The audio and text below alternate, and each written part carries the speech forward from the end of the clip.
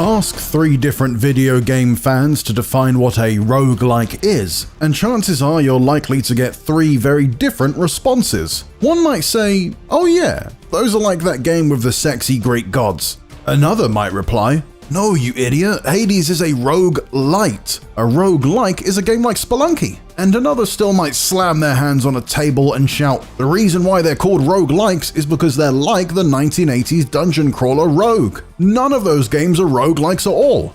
All this to say that this is a genre with a hotly contested definition, but we feel like it's still worth doing because the games within it are honestly among the most influential of the past few decades. So we're going to simplify the definition to simply be a game that features both procedural generation and permadeath as core elements of gameplay, i.e. it's not just the mode that you have the option of turning on and off. So, whether it's a roguelike or roguelite or a game that's like Rogue, we're just going to bundle them all together for our picks of the best roguelikes of all time.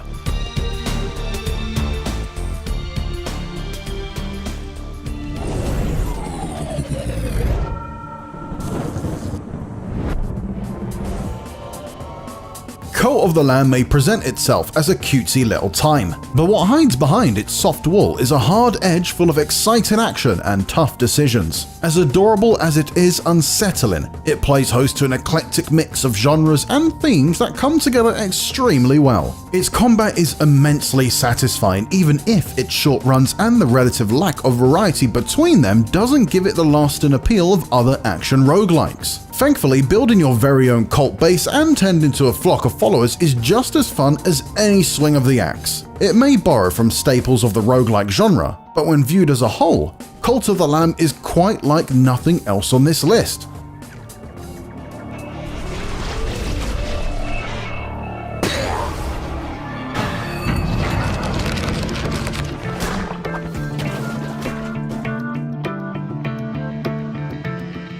This top-down bullet hell roguelike from Dodge Roll sees an assortment of cheery pixel art characters descending through chambers of increasing difficulty and besting epic boss battles to try and find a gun capable of killing their past, literally unwriting their greatest regret.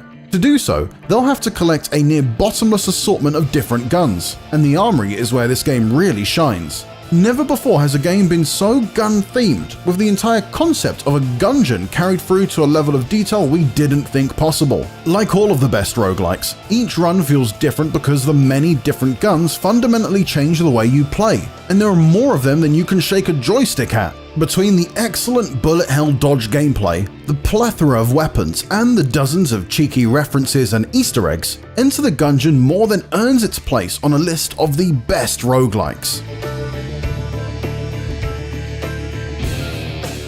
The follow-up to FTL from developers Subset Games doesn't fly quite as high up on this list as its predecessor, but Into the Breach is undoubtedly one of the most nuanced and strategic roguelikes around. Its particular flavor of time-traveling tactics combat plays out more like a careful game of chess than a hard-hitting warzone, only all the chess pieces are replaced by giant mechs fighting back a city-destroying kaiju threat. Each encounter could only be a handful of turns long, but the amount of choice you have during those turns is staggering. Enemies are satisfyingly consistent and dastardly destructive at the same time, forcing you to plan moves far into the future in order to address both what you're doing now and what they could be doing down the line. Learning that depth from run to run can be incredibly rewarding, especially as you start to realize that sacrificing a rocket-wielding pawn might hurt in the short term, but be better in the long run. Into the Breach is a strategy roguelike packed with hard choices, but it's also one that still lets you taste the sweet reward of making them right.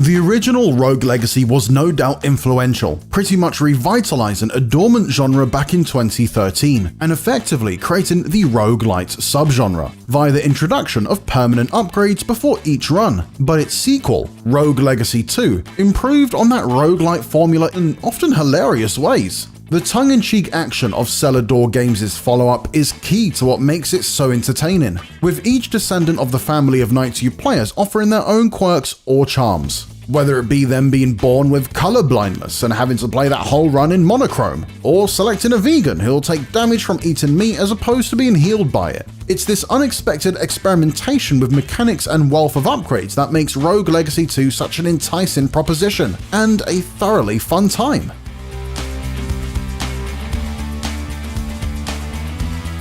Monster Train 2 is a fantastic upgrade for what was already one of the best deck-building roguelikes out there. What makes each roughly hour-long run so gripping is that there are non-stop choices, and every one of them feels meaningful. Which two factions will you pair up? Which of your primary faction's two champions do you take? Which Pyre Heart, your health meter, do you slot in? And that's before you draw a single card or choose a single game-altering artifact. All of those choices compound upon each other, and if you play your cards right and build synergies and combos, you can become so wildly powerful that it feels as though you've completely broken something. But then as you rank up and the enemies in subsequent runs become more powerful, it quickly becomes clear that if you don't break it, it will break you. Like every great roguelike or roguelite, this isn't a game you should expect to win every time, but every devastating loss makes the next win that much sweeter.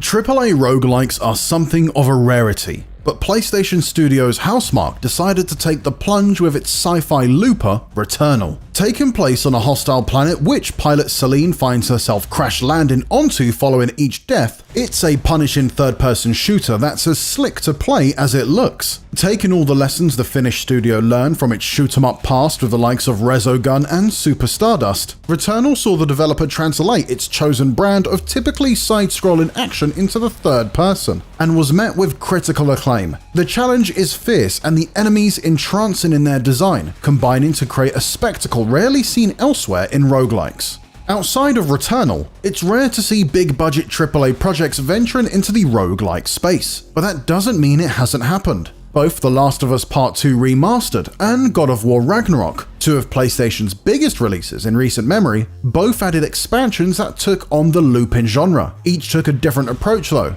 with Naughty Dog aiming for a more arcadey experience. No Return showcases The Last of Us Part 2's sneakily deep stealth combat systems, having you take on different wave-based challenges against both human and infected enemies from different locations across the story of the PS5 reissue. But Ragnarok's Valhalla DLC was an altogether more interesting idea, one that served as an epilogue to 2020's epic story, with Kratos forced to face ghosts from his Greek past in a mysterious Norse realm. Both No Return and Valhalla are interesting experimentations in how to expand firmly narrative-led games into different genres, and worth seeking out if you are hungry for a roguelike with high production values.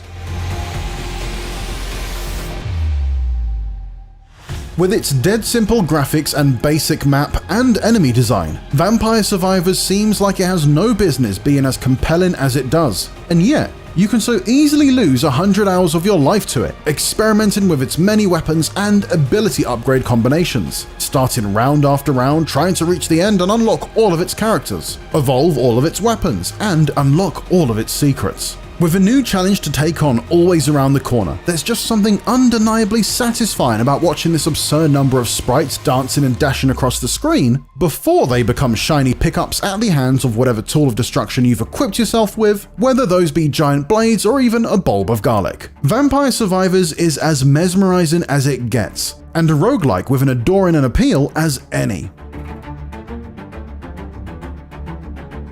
A roguelike where information is its most valuable commodity. Blueprints tasks you with a simple goal: find a locked room in a house. Where it goes from there though will have even the most battle-hardened of puzzle game fans scratching their heads as mysteries upon mysteries build up. With each run, the stories of this elaborate mansion, the family who lived there, and the nation they reside in steadily reveal themselves. Through opening closed doors and placing one of 3 randomly selected rooms down into an architect's blueprint, each run asks you to build out the manor as you please. Your next choice informed by your prior learnings about which rooms hold which clues, and how joining them all up will benefit you on your next journey through its hallways. To say much more about what those secrets are would be to spoil Blueprints' greatest joy: discovery. But make sure to step into its lobby yourself, and you can't help but become lost in its puzzling loop.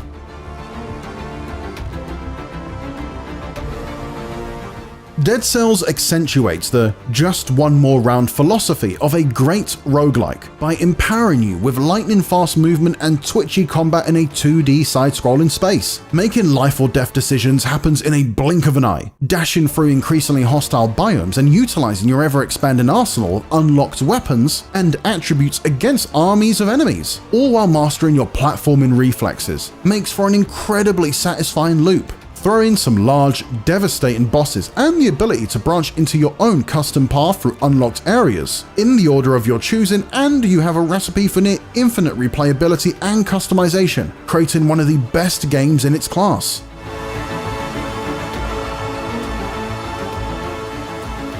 Remarkably approachable despite being packed with complex systems waiting for those willing to lose themselves to it, Balatro successfully assembles the infinitely fun gameplay loop that every great roguelike sets out to create. It takes the fundamentally simple nature of poker's score in hands and shuffles in deep mechanics that don't feel like a chore to learn, but are always thrilling to exploit. A deck builder of endlessly satisfying proportions. It's the sort of fun that threatens to derail whole weekend plans as you stay awake far too late staring into the eyes of a jester tempting you for just one more run. Simply put, Balatro is no joker, but in fact, ace.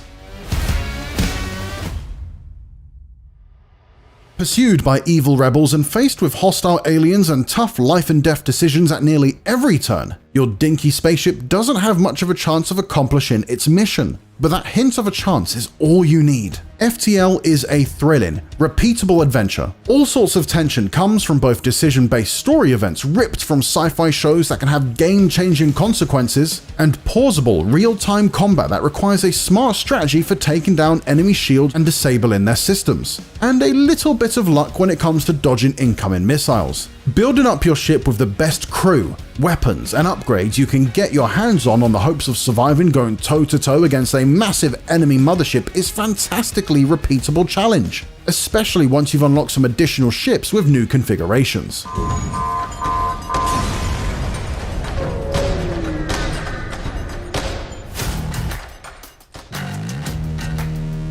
Every roguelike asks you to play the hand you're dealt with as it deals out all manner of unpredictable upgrades to work with. But Slay the Spire's deck building design takes that idiom much more literally than most. It's simply amazing how willing this game is to throw caution into the wind and let you completely upend its smartly constructed and orderly rules. If you happen into the right combination of character class, modifying relics, and powerful cards, all bets are off. The defect, whose apparent strength is summonable orbs that automatically attack or defend every turn, can be transformed into a melee powerhouse with almost unlimited attacks. Or the ironclad warrior can turn into a vampiric powerhouse who sacrifices his own health to do damage. More than that, the fundamentals can go out the window. This run, you don't discard your hand at the end of the turn. Next time, you gain cards from any character's deck. Or maybe every card's casting cost is randomized. It's all over the place, and the one thing you can count on is not known for sure where your build will end up.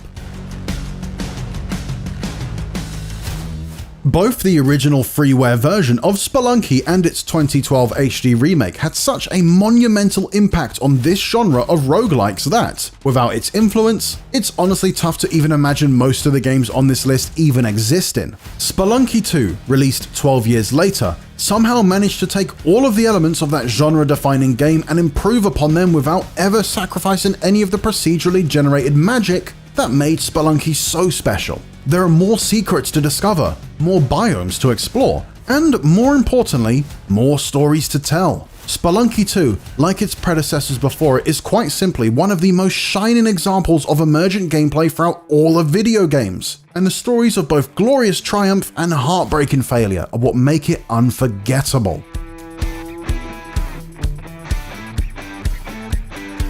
Success in spite of a failure is where Hades shines. No matter what happens over the course of a run, you're always making progress in the form of social connections with a colourful cast of NPCs, like Achilles, Megara, Dusa, and more. Or if architecture is more your speed, building out the halls of Hades with precious gems that add permanent fixtures to upcoming runs, improving weapons through unlocking weapon aspects, transforming each base weapon in the game into unique variants with their own playstyle, With so many reward loops that the player gets to revisit even after failed attempts, Hades never feels like it's wasting your time. Failed runs feel like it's just part of the story, and navigating the hellish obstacles of Hades on following escape attempts is frantic fun, and always exciting thanks to various power-ups that come in the form of godly favors called boons. And if you need any more reason to pick up Hades, IGN staff voted it IGN's 2020 Game of the Year.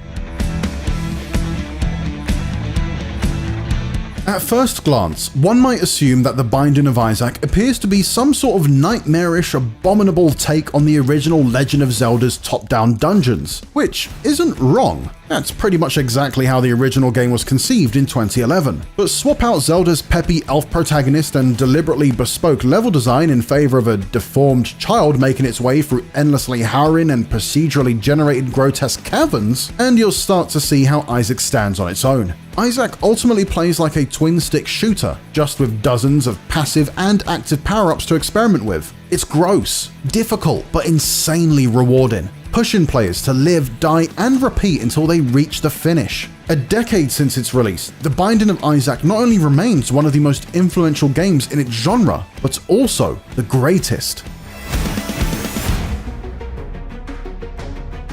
How do you follow up one of the most beloved roguelikes ever made? Well, it turns out that you just create the best example of that genre to date. With Hades 2, Supergiant Games revisited the Greek mythology template that so many fell in love with in the original, and somehow improved every aspect of it. Its melee-based combat is fluid, fast, and endlessly exciting, mixed in with magical and otherworldly ranged skills and passive effects that make each run a thrill no matter how short they may last. That's because there's always something to gain from every moment of Hades 2, especially when it comes to story. Mill's journey through the underworld and up to the peak of Mount Olympus offers more depth than even Zagreus' tale did, no mean feat whatsoever. But it's a shining beacon of the art form, not just the genre, that Hades 2 excels. Every component of its design, from pulsating boss battles to the phenomenal music that soundtracks them, is working in unison. And that's even before we touch on its gorgeous art design and varied lush locations and memorable characters it paints across the screen. But those audio and visual delights never take away from what Hades 2 is at its core, an impeccably engineered roguelike that puts the powers of the gods in your hands as the devil whispers in your ear to play just one more run. You'll lose sleep, but Hades 2 is more fun than any dream could ever be anyway. For more videos like this, make sure to watch our Hades 2 video review, and for everything else roguelikes and more, you're already in the right place with IGN.